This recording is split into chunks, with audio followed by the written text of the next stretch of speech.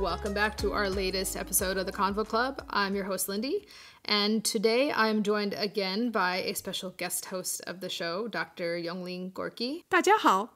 So, what are we going to talk about today?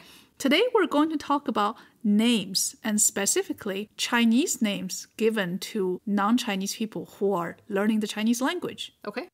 Do you feel like most Chinese students are very willing to take on different names? I would say that at the beginning, with the certain level of curiosity, the Chinese learners, they always want to know what my Chinese name would be.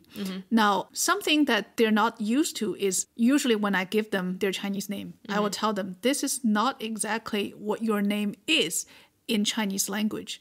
Because let's say you're called Mary. Okay. And maybe in French, it's Marie, or in German, or in Spanish. But in Chinese, of course, I can call that person Ma Li, which is how you would translate the word Mary just directly into Chinese. I tend to stay away from this practice and give them a name that is not so foreign. Okay. Because Ma Li is not actually a Chinese name. It's not just a Chinese name. An English name that's translated into Chinese. Exactly, exactly. So I tell my students, you can, of course, use a direct translation, but that doesn't really shorten the distance between you and a native speaker when they find out, oh, 你是玛丽. They want to see someone's name who looks more Chinese. So some students get it, some students don't. Okay. But again, that's another, whole day of conversation I can talk about names. Yeah, names are definitely very interesting, so we'll have more to say about it as we go. Yes. But for now, let's get into our vocabulary section. Okay. 请 Please. 叫 To call. 名字 Name. 很像 Very similar to. 给起 To give a name. 开始 Begin. 对来说 As far as is concerned to. 重要 Important. 好听 Sounds good. 又 Both and. 告诉 To tell. 一定 Certainly. 加油 Go for it. All right, so let's listen to today's dialogue.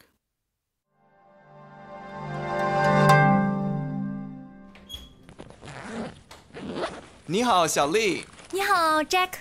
小丽，请叫我李文杰。啊哈，你有中文名字啦？是啊，你喜欢吗？我很喜欢，杰听起来很像 Jack。文就是中文的文吗？对，我喜欢中文。这个名字好，你姓李吗？李文杰是个很好的中文名字。谢谢。谁给你起的中文名字？我的中国朋友陈伟，他说我开始学习中文了，我得有个中文名字。我喜欢，名字对中国人来说很重要，又要好听，又要有好的意思。你知道杰的意思吗？我不知道。我告诉你吧，杰的意思就是杰出 ，outstanding。那我一定要好好学习中文。加油！ All right, so we've got two, I believe they're maybe college students, and they're just kind of greeting each other. So one of them must be Chinese. The girl is Chinese, and the guy is maybe an American student who's studying abroad. Yeah. And so he was calling her by her name, Xiao Li, and she was calling him by his English name, Jack. Okay. And then he corrected her, saying that, 小丽, please call me Li Wenjie. Okay. Which is his Chinese name. Okay, so Li Wenjie, does that have any similarity to Jack? Like in meaning, or I don't even know what Jack means, to be honest. I mean, meaning-wise, probably no. Okay. 杰, as we'll see later, it has some kind of pronunciation similarity to Jack. But Li Wenjie could be a very authentic Chinese name. I actually know a few people whose first name is Wenjie in Chinese, and they're Chinese. Okay, and then Li is, of course, his family name. His family name. Okay. So he says, 请叫我. So I wanted to ask, 请 as I've heard, is, we say please a lot in English, but Chinese people don't say it as often, right? Especially in non-formal situations. Correct. Okay, so maybe he doesn't know her very well. Or is it common to say 请教我这个这个这个? I would say between friends, informality is more common. But I think, being the beginner level, this American student is just repeating what he has learned in class. Okay. And as a teacher, you would normally teach the more polite tone by saying 请教我. Okay. So he's just saying, please call me 李文杰. Okay, so if you were to put this in a slightly less formal way, how would you do it? You can say 叫我李文杰. Okay, so leave out the 请. You can leave out the 请, yeah. Okay. All right, so his name is Li Wenjie. And she says, she was surprised. She's like, you have a 中文名字. 对, you have a Chinese name now. Okay. And the le at the end of the sentence, is that just to emphasize? Le indicates a change. So this person went from not having a Chinese name to have a Chinese name. Okay. So here, le indicates a change. Okay. Very interesting. So it's like you now have a Chinese name. Correct. Okay. And he says, yes, do you like it? And she said, yeah, I like it. 我很喜欢. So 杰听起来很像 Jack. Right? So what do we have here? We have 听起来. Right. Sounds like, right? Sounds like, yeah. The 很像, 很 is an adverb emphasizing the degree, and 像 means like, be similar to. Okay. 很像 Jack. So 杰 and Jack. Yeah, I can kind of see the similarity there. It's difficult to translate the name exactly as it would sound in Chinese, while still, finding a commonly used Chinese character for it. Right. So 杰, I would say, is a good compromise. So what about the one? It seems like she is asking the one of your name, is that the same as 中文? 中文的文. So is it? Right. So if you simply tell other person, let's say, 我的名字叫李文杰, Chinese people would usually want to know, what character of 文 are you using? As a student who's learning Chinese, 中文, I think it makes sense for the girl to make the first guess as is the one that means language. Okay. Is that a commonly used one? Yeah, it's very commonly used. And 文杰 is also a commonly used Chinese name. Okay. And what exactly would it mean if you were to translate it? 文杰? I would say someone who is very good at literature. Interesting. But probably has nothing to do with Jack. Okay. Right. Now, I also wanted to say that this person, this guy, his name is Jack. So his name could also be Li Jie without the one, Li Jie. And the reason why his adopted Chinese name is Li Wenjie is because in Chinese, those double character names are more common than single character names. So if his name were Li Jie, then we would say this person has 单名, single character first name. But Li Wenjie, Wenjie is 2 characters. Okay. So that would be a double character first name. And double character first names are usually preferred and also more common. Okay. So your name in Chinese, is it a double character name or a single character name? Double. So Yong Ling. Yong is 1 character and Ling is another character. Okay. Makes sense. And what does that mean? That's an interesting story. So if you just look at characters, it may mean longevity. Yong means forever, and Ling means age. So forever age, longevity. So often people ask me, were you given this name because your parents or whoever named you want you to have a long life? I said, that's certainly an added benefit. But I was named after Madame Sun Yat-sen, whose Chinese name is Song Qing Ling. We share the same character. So the reason why I was named after her was I was born around the time she passed away. So in order to kind of remember her, it was actually my maternal grandfather, so my mom's dad, who gave me that name, Yong Ling. Oh, okay. So he must have just really liked this person quite a lot. He must have. Yeah. I never asked him why he gave that name to me. And actually it was my parents who told me that's how my name came into being. Okay. Yeah. Oh, interesting. All right. So he says to her, yes, 文就是中文的文. 对. And then he's like, oh, yes, 我喜欢中文. So I like Chinese. I like Chinese. Right. Okay. Then the girl, she moves on to do a little bit of analysis of this name. Okay. 她说你的名字很好。你姓 Lehman. So your last name is Lehman. So sounds like Li. Right. And therefore, 李文杰是个很好的中文名字。 Okay. Yeah, it's very fitting. I mean, it sounds kind of similar to his name, but it also has a good meaning. Exactly. Exactly. Here, just want to mention something really quickly, grammar-wise. She said, 这个名字很好. So for beginner listeners, if you notice, there's not a 是 in this sentence. And that's because if we use an adjective in a sentence in Chinese, we don't add the to be verb. Okay. 你可以说这个名字很好，这件衣服很好。The clothes is good. 今天天气很好。Today's weather is good. Okay. So just pay attention that in describing something, if you use an adjective, you don't need to add 是. They just say 很. Yeah. If you add the 是, is that okay? It is okay, but you can see that you need to add something to this adjective to make it into a noun. Because we can look at the next sentence. 李文杰是个很好的中文名字. So 李文杰 is a very good Chinese name. I see. I see. Expanded it. Okay. So if you just say 李文杰很好, you would take out the 是. Yeah, you would take out the 是. But if you want to say that 李文杰 is a good name, then you can add the 是. Exactly. That's right. 对. Got it. To which she says 谢谢.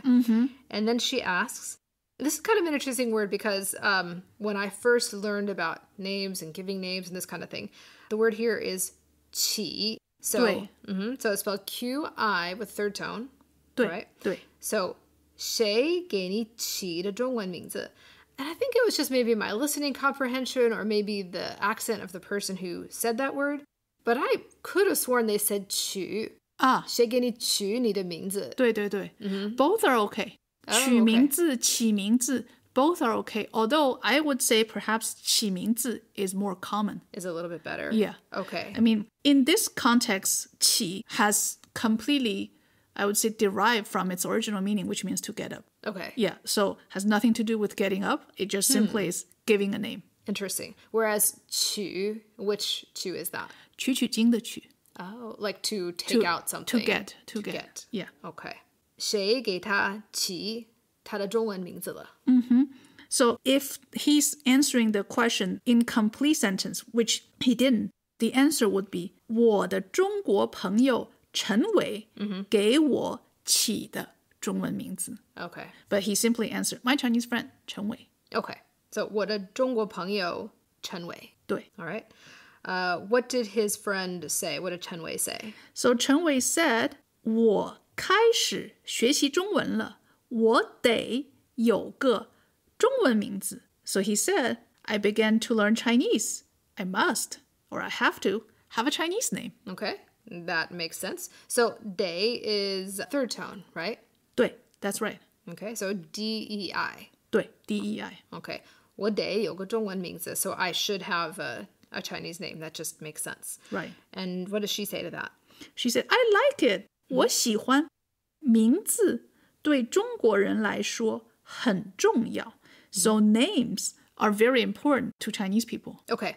And this is a very important grammar structure as well. So 对 and then something, something, something 来说.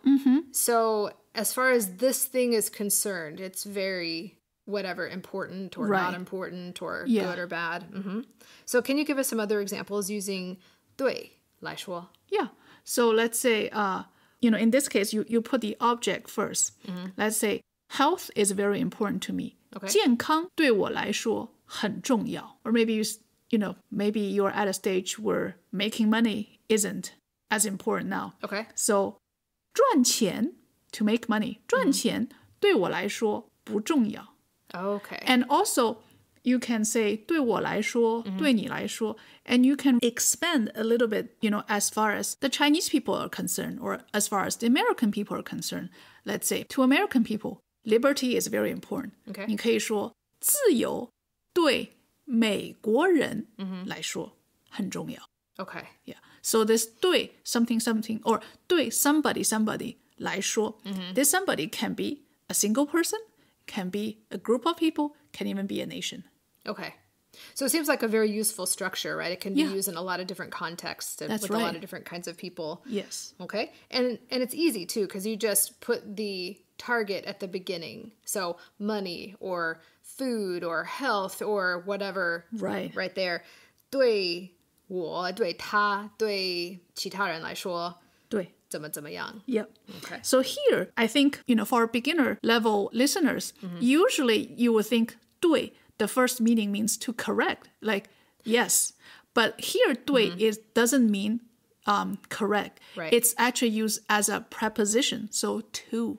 Right. Yeah. Yes. Just, kind of like towards something. Yeah.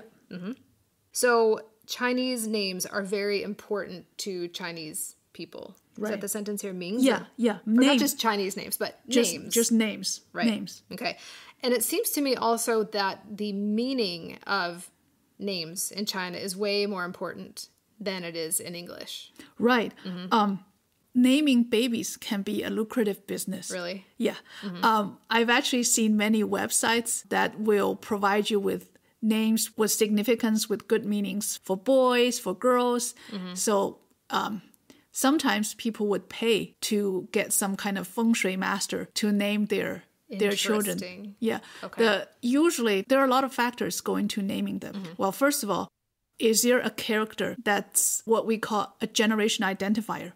Is there a generation identifier that's required to put in your name? And if there is, that character has to be there. It's a kind of no negotiation. And then you're left with one character alone, which you need to pick. I would say in my parents' generation, the generation identifier is very important. Okay. Both of my parents have one character in their name that they share with all their siblings. Okay. Is the generation identifier, is it kind of like junior, senior Oh, no. in English? No, it's just one character that determines what generation you are. So, for example, at my mom's side, all of her sisters have Ting in their names and the middle character. So, let's say my mom's name, Wang Ting Zhen. So, her family name is Wang. Her generation identifier is Ting. And then her the unique name of hers is Zhen, which means like precious. And then she has her oldest sister, for example, her name is Wang Ting Xiu. So her unique character is Xiu, and that means like delicate, very elaborate. So the reason why that they have a generation identifier is in traditional families, when you have multiple, like you have a lot of cousins, and some of your cousins may be almost the same age as your parents. Some of your cousins may be as young as your children. So how do you know what generation you belong? Like, do you call them a brother? Do you call them an uncle? Or do you call them a cousin? You look for the generation identifier. Okay. So the person could be the same age as you, but you're going to call them aunt or uncle. Uncle. Depending on the generation. Right. qualifier. And then who determines, like what generation, like what character you use? It's usually written out in the family tree. So I asked my mom, like, why Ting? She said, I don't know. It's her dad's. Is it, everyone in the family is Ting. Okay. So somebody just picked it, and then everybody had to have it. Yeah. Now, I wanted to say that I actually think it's a good tradition to carry on because I have family in Taiwan that I have never met until in 2002 when I went to Taiwan for the first time. But I knew right away kind of which generation they belong to because they carry that tradition. Whereas to my generation, some people keep it, some people don't. So it's kind of all over the place. And I know that now that my generation, we've also become parents, we certainly didn't keep that, at least for my kids and most of the friends that I know. So I kind of felt that it's a pity that modern Chinese people are not keeping, especially urban dwellers, are not keeping the generation identifier characters as much as, say, compared to before. Okay. Interesting. I have heard this before, even with some younger people, but they were definitely not like from Shanghai or Beijing. They were from like more remote areas. Yeah, where the traditional family tree, the record keeping is perhaps better preserved. Yeah. Okay. I mean, think about that. It makes sense. In ancient times, where your family is set, you don't move far away. maybe you would marry to the next village, but you're more likely to stay in the same province. But nowadays, with mobility, people can go to big cities to work and to settle down. So they may not return to their hometown anymore. And then the further away you move from your family, I would say the less restriction that you have. Okay. Yeah. So very interesting. Interesting. So, all right. Well, back to Li Wenjie. Yeah, Li Wenjie. Okay. So his friend, or this, girl that he's kind of talking to, she says, 又要好听,又要有好的意思. So just like we were saying before with Chinese names, they have to sound good and they have to have a good meaning, which makes it a bit complex, I think. Right. And then she asks him, do you know what it means? How does she say that? She asked, 你知道节的意思吗? So do you know the meaning of 节? And he says, I don't know. 不知道. 不知道. Jie is indeed a good character because she said, 我告诉你吧. Let me tell you. The meaning of 节的意思就是 outstanding. Okay. 节, outstanding. Or could it mean like bright? I think I've heard that translation too. Yes, definitely. Okay. And he seems surprised by this. He says, 哇. Yeah. So, wow. Yeah. So is that a common, I guess, 感叹词, right? Like I don't want to say expletive. How do you say 感叹词? It's like exclamatory word, right? Yeah. It's common. It's common. Okay. So we say wow, and Chinese people say 哇. W-A. 哇. Okay. 那我一定要好好学习中文. So because I have this name, that means, that I'm maybe good at Chinese, or I'm good at language or literature, you were saying. 文姐, right? Yeah. So then I definitely have to learn Chinese well. Right, yeah. So I must, 好好学习中文, learn Chinese well, study Chinese hard. Here, you hear me saying 一定, 一定. I didn't say 一定, but 一定. It's because this character, 一, simple as it is, the pronunciation have some variety. Yes. So 定 is fourth tone.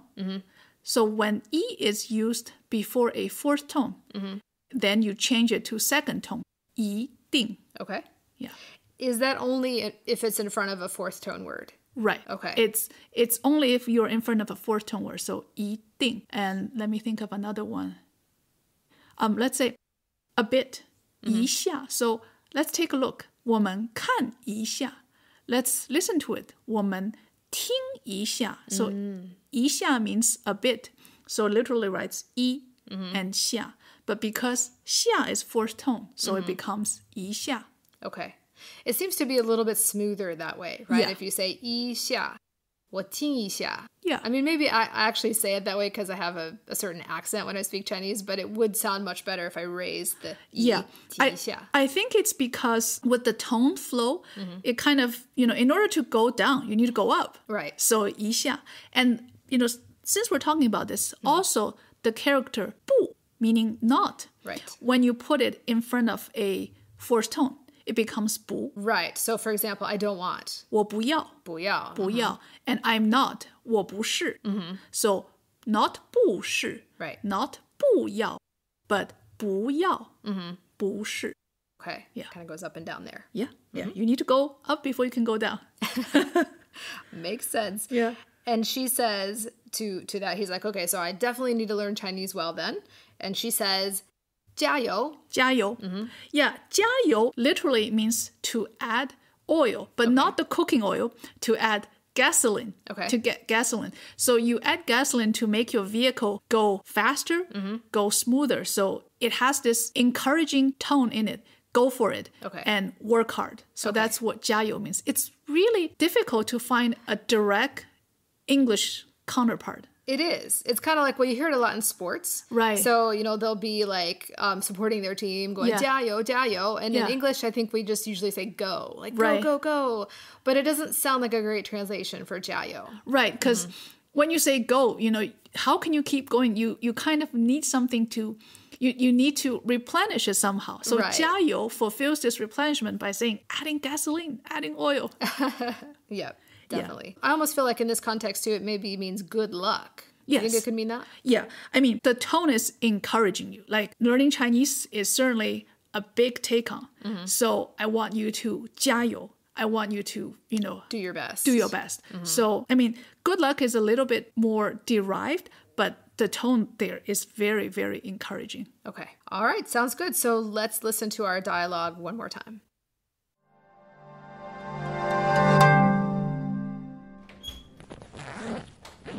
你好，小丽。你好 ，Jack。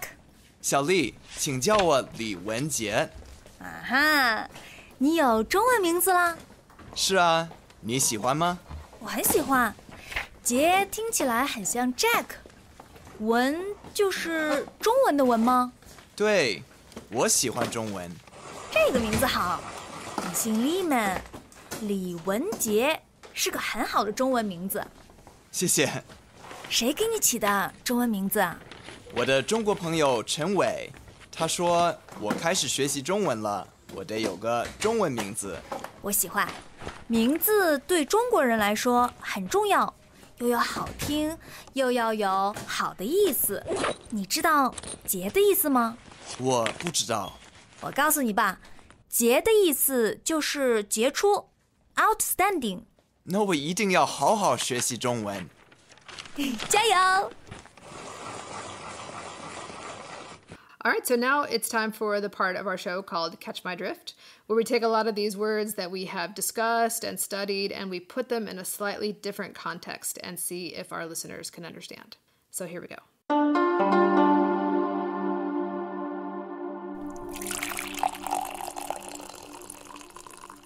Hi, 你今天想做什么？我们一起跑步怎么样？你上个星期告诉我你想开始锻炼身体。今天又热又闷，我不想跑步。那我们一起去游泳吧。游泳对我来说也没有吸引力，我今天不想出门。那我们就在家里面听音乐、看电影，怎么样？好，我上次在街上听到一首很好听的歌，但我不知道它叫什么名字。歌手叫什么名字？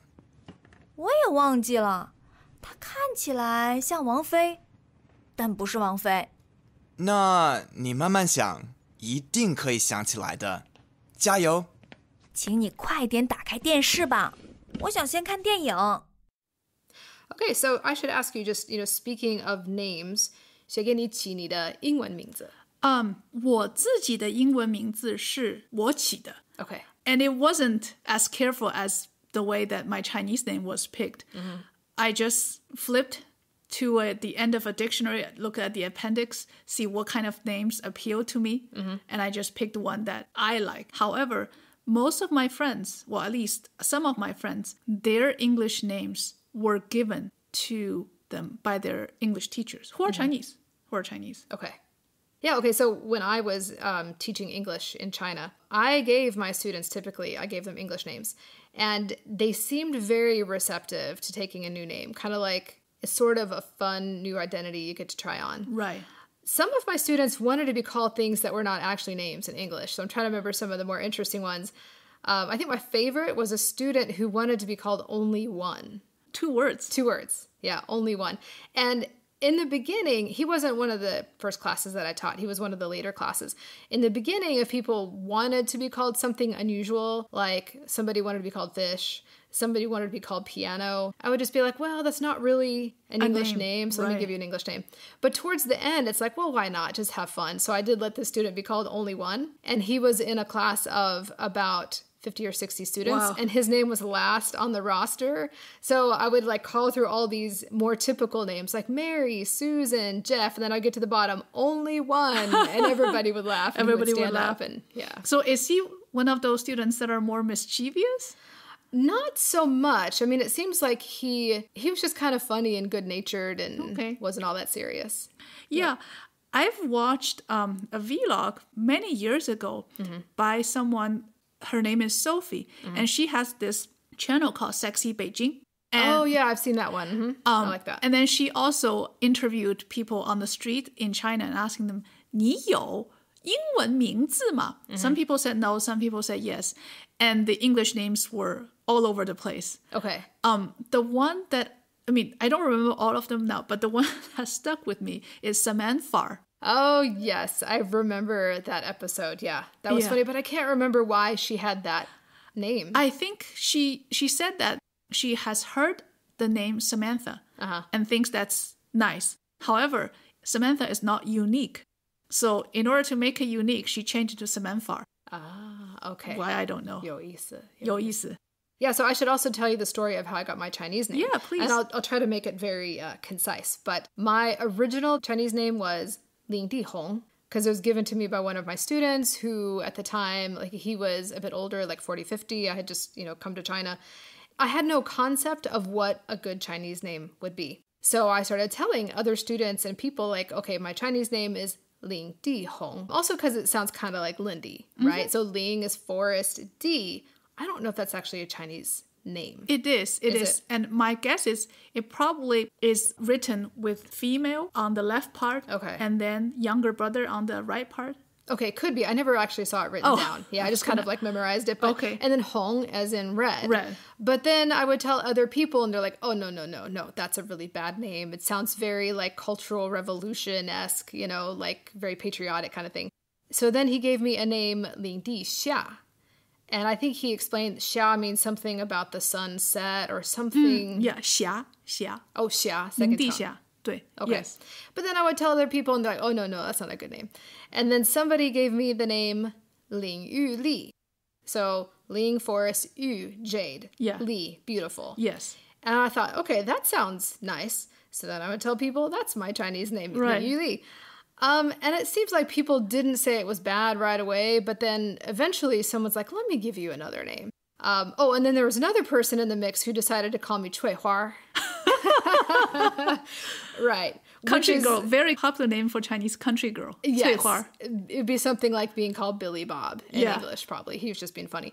But finally, my good friend Cynthia, this Chinese English teacher that I worked with, she gave me the name Ling Jie. So the jie is not the same jie that we're talking about in this dialogue. I think it was purity. That's right, purity. Right, 春节, is that right? Yeah. 春节的节. And when I started telling people my name, so it's not the 3-character name like you have, just the 2 words, everybody's like, oh, that's a good name. So that's when I realized that I finally found my Chinese name because nobody objected. Nobody was like, I don't know about that one. Yeah, so I agree. That's how I got my name. And also, I think Ling Jie is, easy to say. Right. It's Jie is very commonly used as a name for girls. I have, on top of my head, at least 3 friends I can think of with the name Jie. Exact same character. Oh, yeah. Interesting. And the fun thing about having a Chinese name, too, is when I started studying Chinese at this Chinese training center in Hangzhou, my teachers did not speak English, and everyone referred to me as Ling Jie. Ling Jie. So for a while, that kind of just became my name. Right. It was pretty cool. Yeah, I mean, same here. I would say in China, what kind of people you will see are most likely to adopt English names are the ones that either they're English teachers or they work in a, let's say, foreign company or joint venture companies. They're likely, especially in early days, to have their big boss to be an expat.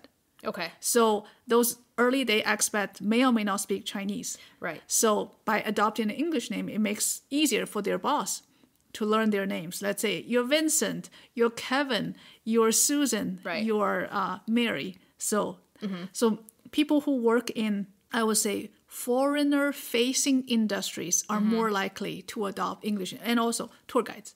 Oh, okay. Yeah, that makes sense. All of my tour guide friends have English names. Oh, okay.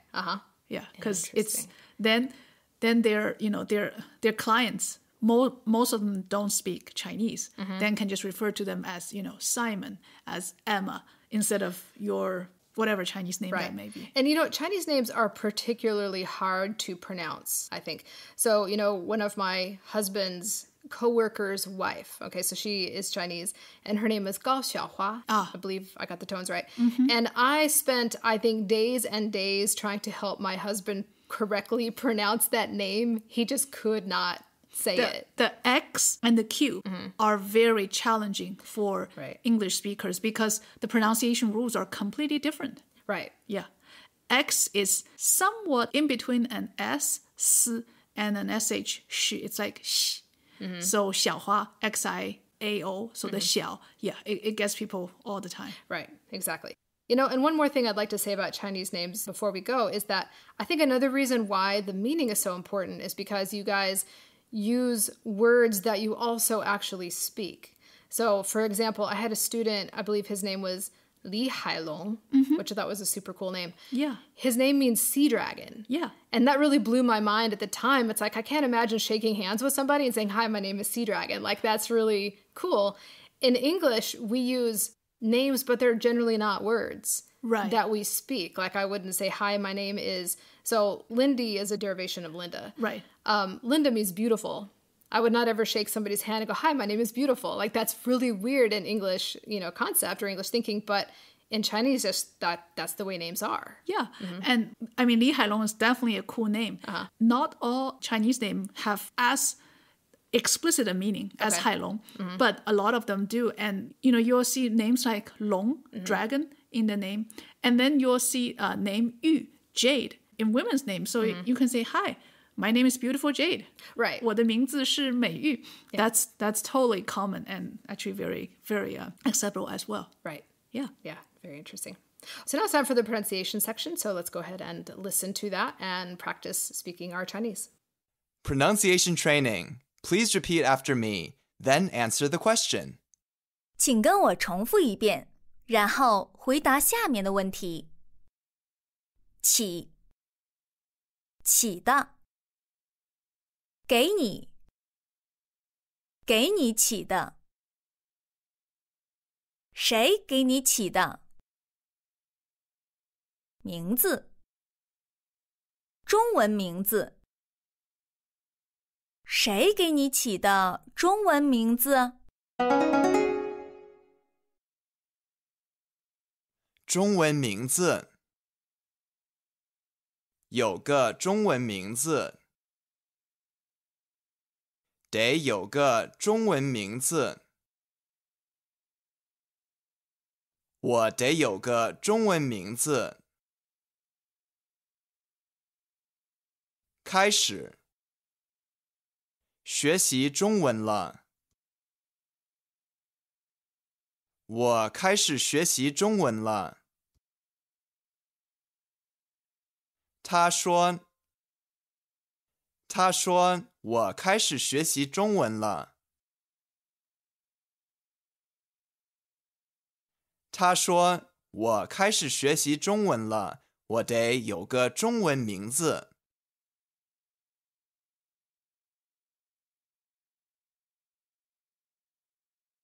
你的朋友陈伟说了什么？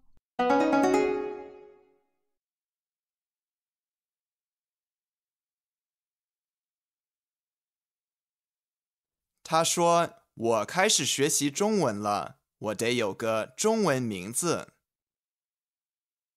很重要。对中国人来说，对中国人来说很重要。名字对中国人来说很重要。要好听，又要好听。要有好的意思，又要有好的意思。又好听，又要有好的意思。名字对中国人来说很重要，又要好听，又要有好的意思。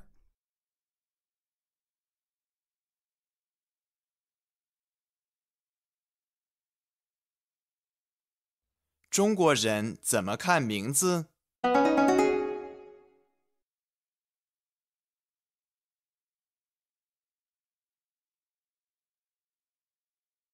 名字对中国人来说很重要，又要好听，又要有好的意思。All right, so it has been really fun talking about names. I think it's really interesting. Like you said, we could go on and on, just all these different conversations about like what do names mean and how people get their names and the significance of them. Yeah, I think it's really cool. So there will definitely be a part 2. Yep. And look forward to that. So if you have any Chinese name stories that you would like to share with us, let us know as well. We'd be very fascinated to know how you got your Chinese name. Yes, absolutely. Would love that. All right, until next time. 再见. 再见.